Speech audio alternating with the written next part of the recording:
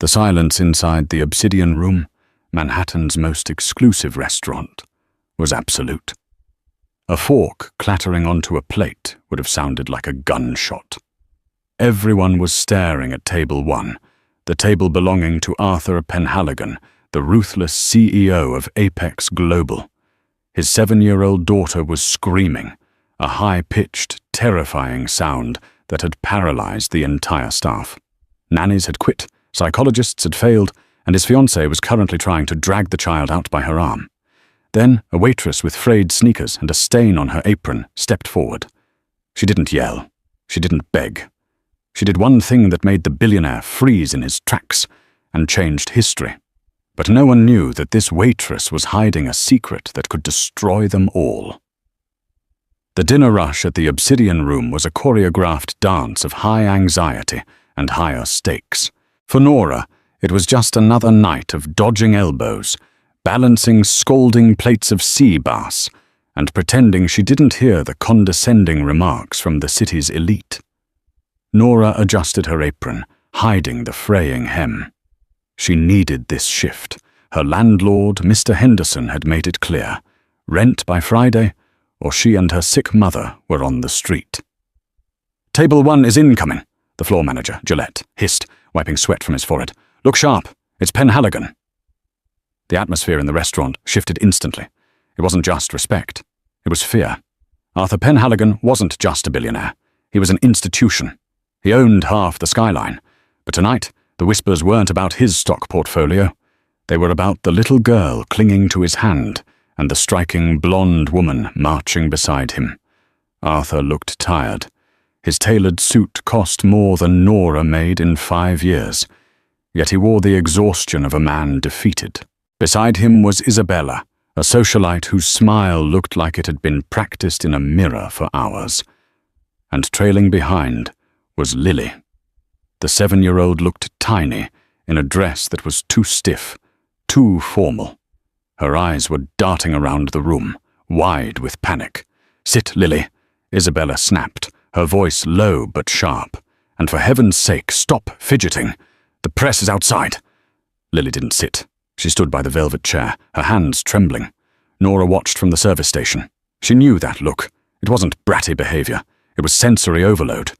The clinking silverware, the low hum of conversation, the jazz music. It was all hitting the girl at once. Water sparkling. And the tasting menu. "Immediately," Arthur ordered, not looking up from his phone. The disaster happened 7 minutes later. A busboy at a nearby table dropped a tray of wine glasses. The crash was deafening. Lily didn't jump. She shattered. She let out a scream that curdled the blood. It wasn't a cry for attention. It was a primal sound of terror. She fell to the floor, covering her ears, rocking back and forth violently. The restaurant went dead silent. "Lily, stop it!" Isabella hissed, grabbing the girl's shoulder. "Get up! You are embarrassing Arthur!" Lily screamed louder, kicking out. Her heel connected with Isabella's shin. "You little brat!" Isabella gasped, her mask of perfection slipping. She grabbed Lily's arm aggressively, trying to haul the child up. "I said get up!" Arthur stood up, looking helpless. "Isabella, stop. She's having an episode. She's acting out because you spoil her," Isabella yelled back, forgetting the audience. "She needs discipline." Gillette, the manager, rushed over, looking terrified. "Mr. Penhaligon, perhaps a private room?" "She won't move," Arthur roared, his control snapping. "Can't you see she's frozen?" The guests were whispering. Phones were coming out. This was a PR nightmare. Nora didn't think. She didn't check with Gillette. She didn't care about the rules. She grabbed a heavy linen napkin from the service station and a glass of ice water, but she didn't head for the table. She went to the light switch panel on the wall near the kitchen. She dimmed the lights in the entire section by 50%. Then she walked straight to table 1. "Get away," Isabella snapped at her. "We don't need a waitress right now." Nora ignored her. She ignored Arthur, too. She dropped to her knees on the floor, right next to the screaming child. She didn't touch Lily. She didn't speak to her. Nora took the linen napkin and placed it over her own head, creating a small tent. She sat there, cross-legged on the floor, under the napkin, completely silent. Lily's screaming hitched. She stopped rocking. She stared at the waitress sitting under a napkin.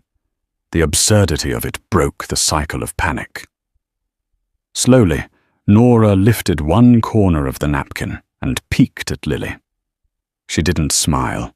She just held up 3 fingers, then 2, then 1. She dropped the napkin corner. Lily blinked. The room was quieter. The lights were dimmer. The scary lady, Isabella, was standing up, but this strange person was on the floor, safe in a little tent. Lily crawled forward. The entire restaurant watched, breathless. Arthur Penhaligon stood frozen, his mouth slightly open. Lily reached out and lifted the corner of the napkin. Nora looked at her. In a voice so soft only Lily could hear, she whispered, "The world is too loud sometimes, isn't it? It's okay to hide." Lily's lower lip trembled. She nodded. "I have a secret base," Nora whispered, widening the napkin tent. "There's no noise in here." Lily crawled under the napkin with Nora. For 30 seconds, 2 people, a billionaire's daughter and a broke waitress, sat huddled under a white linen cloth on the floor of the most expensive restaurant in the city. The screaming had stopped completely. Nora slowly lowered the napkin, revealing Lily sitting calmly beside her, her breathing steady.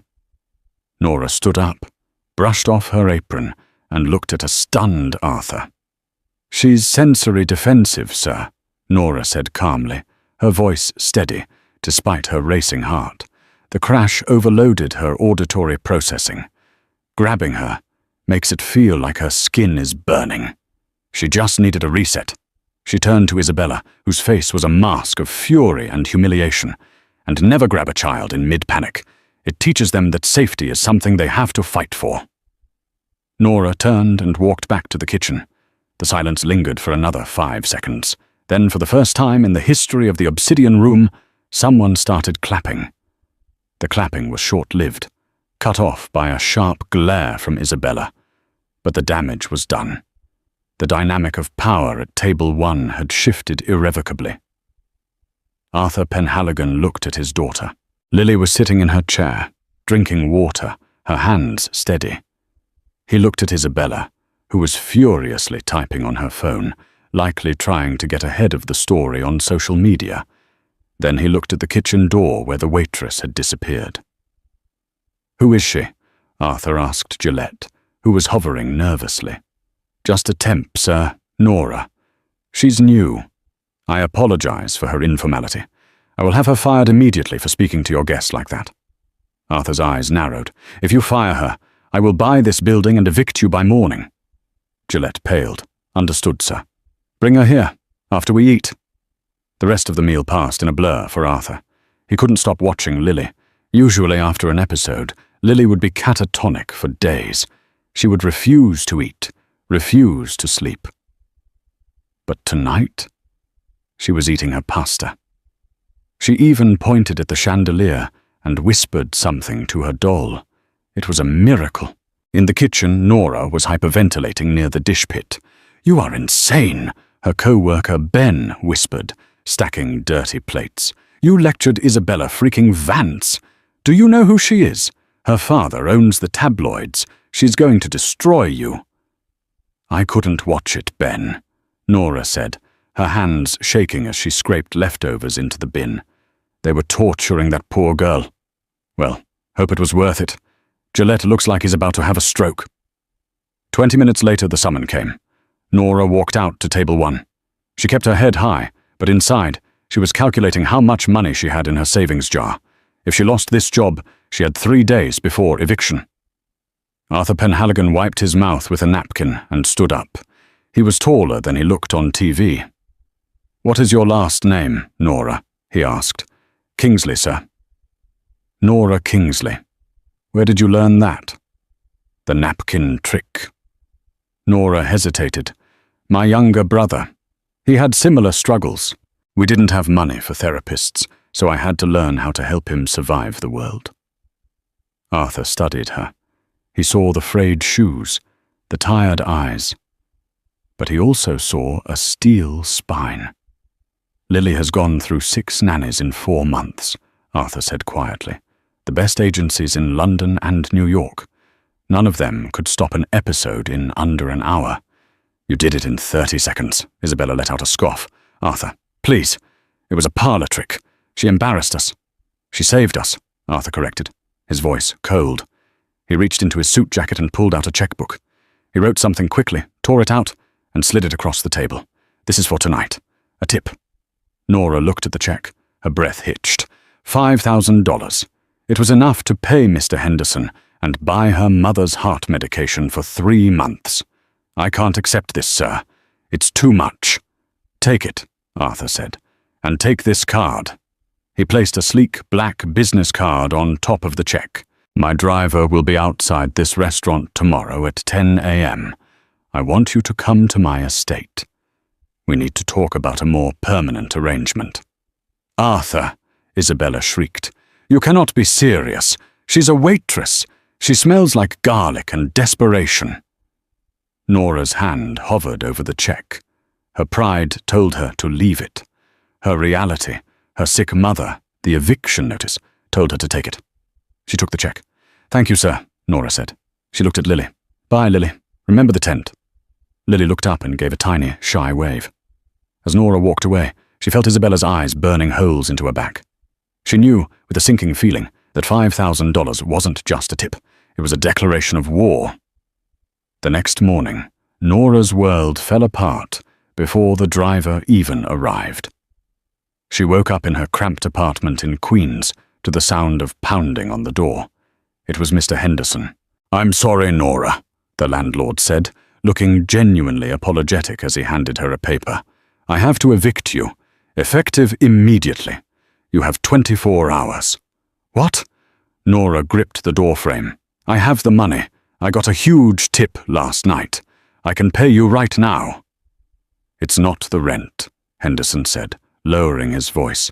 "I got a call this morning from the city health inspector and the building authority. They found violations in your unit specifically.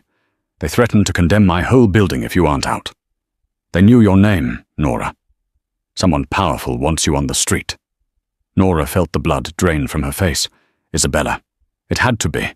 The woman had resources, and she was petty. "I understand," Nora whispered. She closed the door and leaned against it, sliding down until she hit the floor. Her mother coughed from the bedroom. They had nowhere to go. No home. And if Isabella was this vindictive, Nora probably wouldn't have a job at the restaurant by noon either. Her phone buzzed. It was a text from Gillette. "Don't come in. You're fired. And don't use me as a reference." Tears pricked her eyes. She was being erased. She looked at the clock. 9:45 a.m. Arthur Penhaligon had said his driver would be there at 10 a.m. It was a job interview. But now it was a lifeline. If she didn't get that job, she and her mother would be homeless by nightfall. Nora wiped her face. She put on her best blouse, a simple white button-down, and packed her mother's medication into a bag. "Mum," she called out, "I'm going out. I might have found us a new place."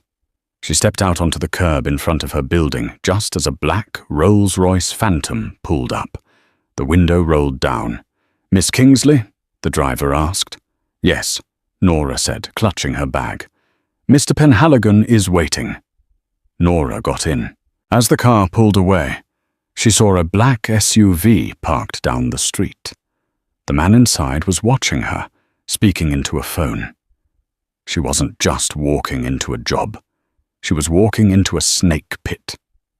But for her mother, and for that little girl who just wanted a quiet place to hide, Nora was ready to bite back. The Penhaligon estate, known as Blackwood, wasn't a home. It was a fortress disguised as a French chateau. As the Rolls-Royce crunched over the gravel driveway, Nora stared up at the limestone facade. It was beautiful, cold, and imposing, much like the man who owned it. Nora gripped her handbag tight. Inside was her entire life, her ID, her mother's medication, and the void where her house keys used to be. The text from her landlord still burned in her mind. Evicted.